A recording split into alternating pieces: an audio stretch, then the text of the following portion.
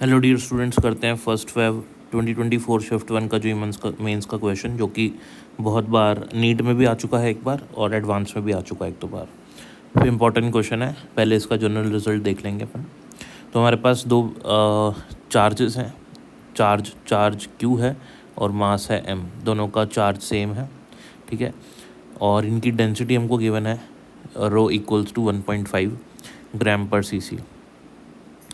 और इनको एक स्ट्रिंग के साथ बांधा गया और इनिशियली इनके बीच में ये इक्विलिब्रियम में है। यानी कि अगर मैं इस वाले को बात करूँ, ये भी पॉजिटिव है, ये भी पॉजिटिव है, तो इक्विलिब्रियम में मतलब किसी भी एक को पकड़ लो तो वो ना ऊपर जा रहा है, ना नीचे जा रहा है, ना राइट में ना लेफ्ट में, बैलेंस्ड कंडीशन में। यानी कि जो भी फोर्सेस लग रहे हैं उस पर वो बैलेंस्ड है। इसी पूरी सिचुएशन को आप क्या करते हो, इस पूरी सिचुएशन को आप डिप कर देते हो वाटर के अंदर। और वाटर की डेंसिटी आपको दी हुई है 1 ग्राम पर सीसी। यहाँ मैं लिख देता हूँ 1 ग्राम पर सीसी वाटर की डेंसिटी गिवन है। और जब आप इसको वाटर में डिप करते हो तो एंगल जो है ये थीटा ही रहता है। ये गिवन कंडीशन है क्वेश्चन में, एंगल थीटा ही रहता है, ठीक है। तो इस सिचुएशन में आपको यहाँ पे कैलकुलेट करना है कि जो ये मीडियम है, मतलब ये जो वाटर है, इसकी डेंसिटी गिवन है। आपको वाटर का डाइलेक्ट्रिक कांस्टेंट निकालना है के।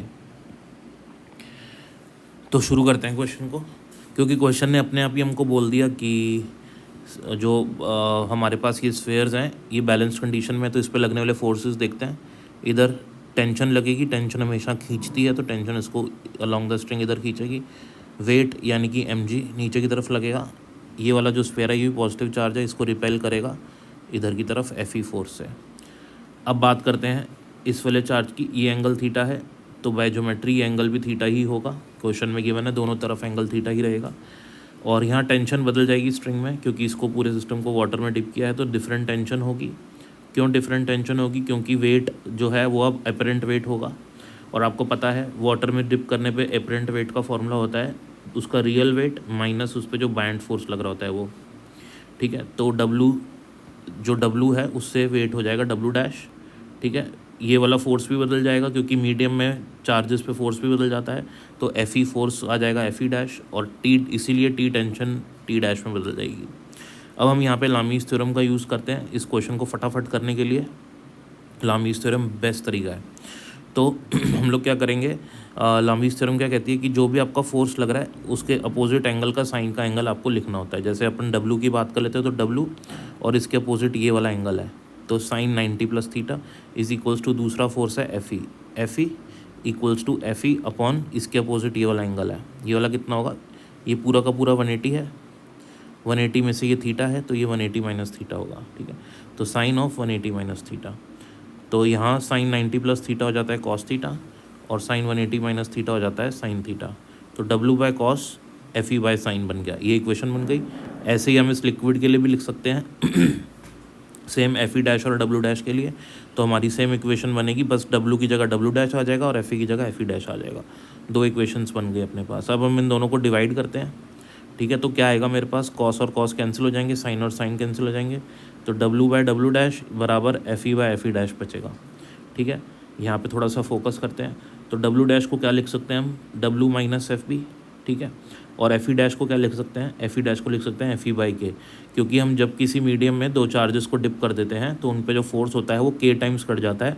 K बीइंग द, K क्या होता है, सिस्टम का, उस मीडियम का डाइलेक्ट्रिक कांस्टेंट होता है। तो W की डैश की जगह लिख देंगे W माइनस Fb और Fe डैश की जगह लिख देंगे Fe अपॉन K, तो K ऊपर चला जाएगा, Fe कैंसिल हो जाएगा। वेट को क्या लिख सकते हैं हम, वेट को लिख सकते हैं मास इंटू डेंसिटी, ठीक है। और मास क्या होता है, डेंसिटी इंटू वॉल्यूम। तो वेट को लिख सकते हैं हम डेंसिटी इंटू वॉल्यूम इंटू जी, ये हो जाएगा m और ये हो जाएगा g, ठीक है ना। तो वेट को लिख सकते हैं हम रो Vg। यहाँ पे रो क्या है, जो ये स्फेयर्स हैं हमारे पास, जो बॉल्स हैं, चार स्फेयर्स हैं, इनकी डेंसिटी है, ठीक है। डेंसिटी ऑफ सॉलिड बोल सकते हो आप।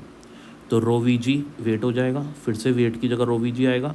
और बाइंड फोर्स क्या होता है, सिग्मा Vg। सिग्मा क्या है, डेंसिटी ऑफ लिक्विड पूरा का पूरा इमर्स्ड है, वॉल्यूम ऑफ इमर्स्ड और इंटू जी, ठीक है। तो ये हमारे पास आ गया यहाँ पे इस वाले को हमने इस फॉर्मेट में चेंज कर दिया और इधर के बच गया अपने पास।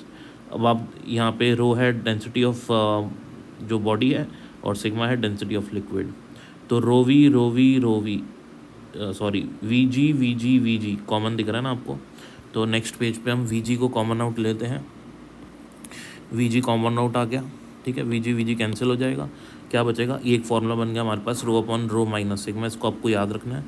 रो की वैल्यू 1.5 गिवन है, सिग्मा 1 गिवन है, वैल्यू पुट करेंगे सॉल्व करके, के हमारा 3 आ जाएगा आंसर। इसको याद रखोगे फॉर्मूले को तो बहुत काम आएगा। Keep watching Simran sir for more videos. Thank you.